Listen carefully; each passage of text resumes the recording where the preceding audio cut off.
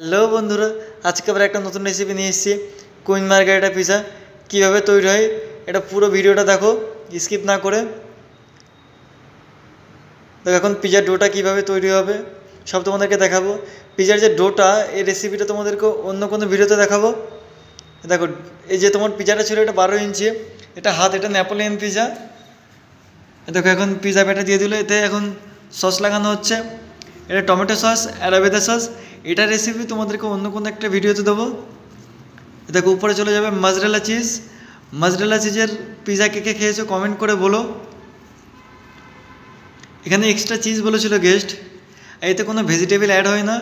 উপরে শুধু তোমার বেসিল পাতা, মানে তুলসী পাতা যেটা বাঙালিরা বলে। এটাকে এখন ওভেনে দেওয়া হবে। আমাদের এখানে যে পিৎজা ওভেনটা ছিল এটা গ্যাসে প্লাস হচ্ছে তোমার কাঠের, আর কাঠের আগুনের খাবারের টেস্টই আলাদা, তোমরা তো জানোই।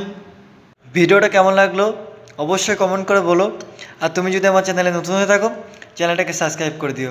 এটা এখন ভালো করে ঘুরিয়ে ঘুরিয়ে দেখা হচ্ছে যেন কোথাও কাঁচা না থাকে। দেখো রেডি, বের করে দিল ওভেন থেকে কুইন মার্গারিটা। এটা যে বাটারটা লাগানো হচ্ছে, এতে তোমার গার্লিক, পার্সলি, বাটার, বেসিল এগুলো চপ যায়, একটা সুন্দর স্মেল আসে। এটা এখন কাটিং করা হবে, এটা 8 পিস হবে। এটা রেট ছিল 299 টাকা।